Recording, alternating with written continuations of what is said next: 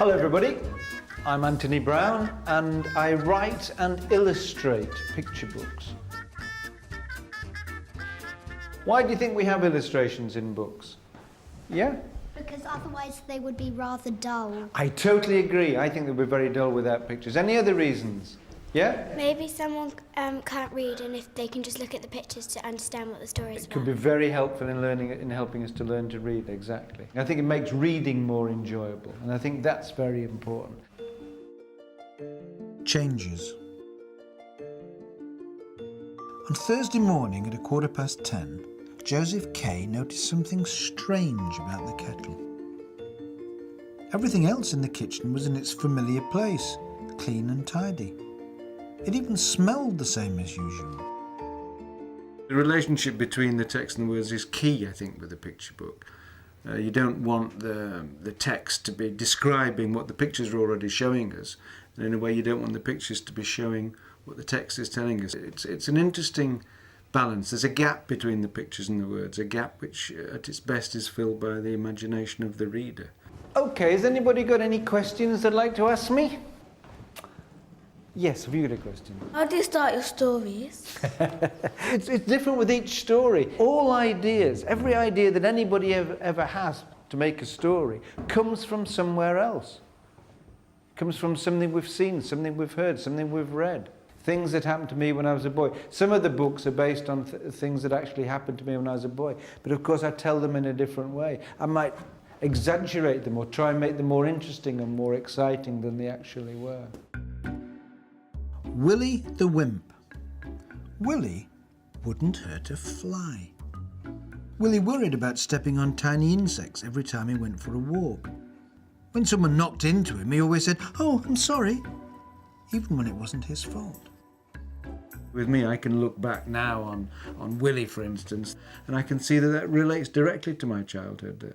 The fact that I was a younger brother, constantly trying to be as good as his older brothers, in the way that Willie is a chimpanzee who lives in a world of gorillas that are all bigger and stronger and more powerful and more important than him. And I think it was, like that with me, and I think probably is for a lot of younger siblings. The Tunnel. Once upon a time, there lived a sister and brother who were not at all alike. In every way, they were different. In a way, my books are all autobiographical, actually, but which doesn't necessarily mean that these things happened to me. The book The Tunnel, for instance, was based on my brother and I, who knew a really dangerous tunnel when we were boys, and part of the idea of going into the tunnel was it was a kind of rites of passage ceremony for lads in the area. His sister was frightened of the tunnel, and so she waited for him to come out again. She waited and waited, but he didn't come. She was close to tears. What could she do? She had to follow him into the tunnel. What is your favourite book and why? Probably my favourite book is the book Gorilla, and I'm not sure whether it's my best book, but I think it was the first book I made where I felt I kind of knew what picture books were about. Does anybody know the story of Gorilla, roughly? Nearly all of you. About a little girl called Hannah who loves gorillas, but she's never seen a real gorilla. Why hasn't she seen a real gorilla? Do you know? Yeah? Because her dad will never take her to the zoo. Dad will never take her to the zoo. He never does anything, does he? When she asks him a question, he always says, "Not now, I'm busy." Now, one of the things I used to really like when I was a boy were those spot the difference pictures you get in comics, you know, and it's something I do in my books. So these two pictures are like spot the difference. Here, Hannah's got a red top on because she's going to school.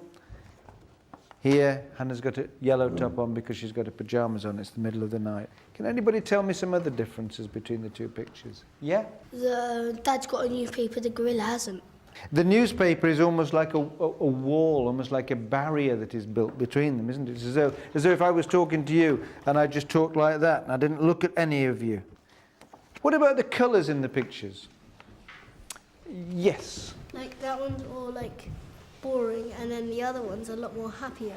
Happier, that's right. These are bright colours, aren't they? These are all a bit boring colours.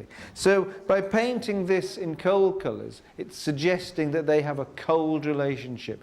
The father is not very warm and friendly towards her. Hannah loved gorillas. She read books about gorillas, she watched gorillas on television, and she drew pictures of gorillas. But she had never seen a real gorilla. Her father didn't have time to take her to see one at the zoo. He didn't have time for anything. I think I'm generally interested in books and stories which have tension in them. So I like to leave open endings, but in nearly every case, hopeful endings. The next morning, Hannah woke up and saw the toy gorilla. She smiled. Hannah rushed downstairs to tell her father what had happened. "Happy birthday, love," he said. "Do you want to go to the zoo?" Hannah looked at him. She was very happy. Where do you like writing your books? Well, I have a little studio in the back of my house, a sort of conservatory that's got a lot of glass, so it's got a lot of light in, so I do them there.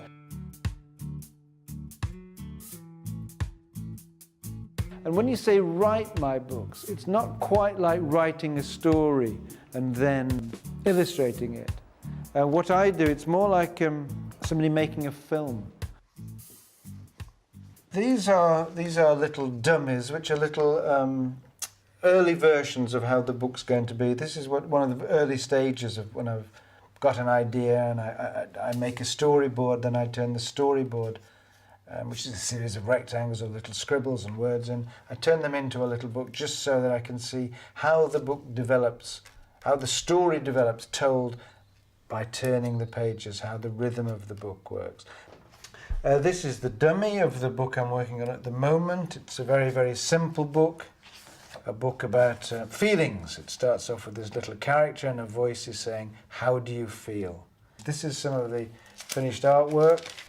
This is me trying to show him look as though he's listening to somebody saying, "How do you feel?" And I thought I'd try and vary the way I painted the picture. So here he's saying, "Well, sometimes I feel bored," and I've painted it in greys. I'm trying to reflect, just in the colours I use, how he's feeling. Sometimes I feel happy, so I'm showing him much bigger. He's taking up most of the page. He's moving, he's celebrating. The background colour is this warm, sunny yellow. He's got a big smile on his face. Everything to try and show how he's feeling. It's still at early days. It's still lots of things will happen. The pictures won't necessarily end up looking like this. Why do you have gorillas in most of your books? I have gorillas in a lot of my books. Probably they're not in most of my books, although people always think it's in most of my books. But I do like gorillas. I am fascinated by gorillas, and I've got about 3 or 4 reasons I can tell you. One, they're just fantastic things to draw, in the way that old people's faces with lines and wrinkles and lumps and bumps are very interesting to draw. Secondly, they are so much like us, but not quite, to look at. If I ever go into a zoo and look into a gorilla's eyes, it just feels so much like looking into a human being's eyes. And thirdly, I'm fascinated by gorillas because they remind me of my dad, who was a big man, physical man, but he also would sit down with us and draw pictures with us and write poems with us. This is my old dad's dressing gown that I found in a suitcase that belonged to my mother, and this was the complete inspiration, along with my dad, for the book My Dad. It's a book that features the dressing gown in every page of the book. In every page the father's wearing the dressing gown. My dad. My dad can eat like a horse, and he can swim like a fish. He's as strong as a gorilla and as happy as a hippopotamus. He's all right, my dad. How long does it take to draw a picture? It varies very much depending on the picture.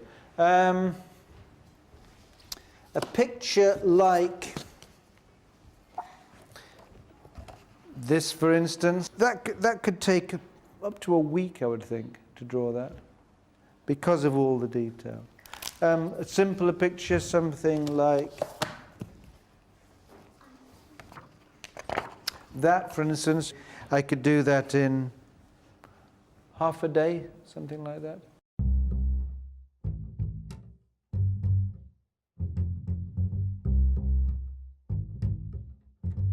The other thing that I think is very important about pictures in books is that the pictures can sometimes tell us more than the words do. So I like to have pictures in books which give clues that the words don't tell us. I want to show you what I mean by that. This is my version of Hansel and Gretel. Do you know the story of Hansel and Gretel, most of you? Yeah? This is the moment in the story where the mum is waking Hansel and Gretel up very early in the morning to take them out into the forest. But I'm trying to show that at this moment in the story that the mum seems a bit like another character in the story. Who do you think it might be that I'm trying to suggest she's a bit like?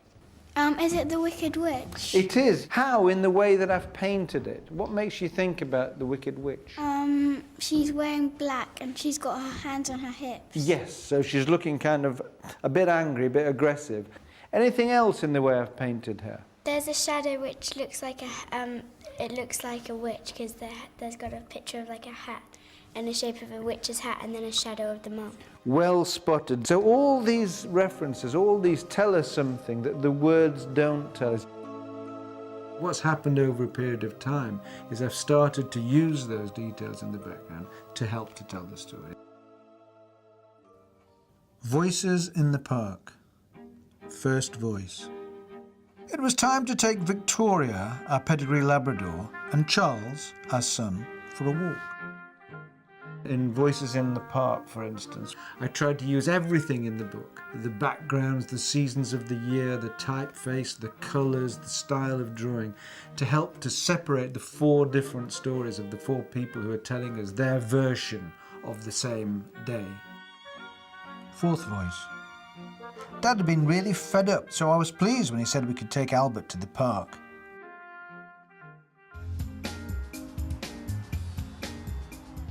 Many of my books deal with ordinary environments and something out of the ordinary happens. If I want a real environment, I will take photographs.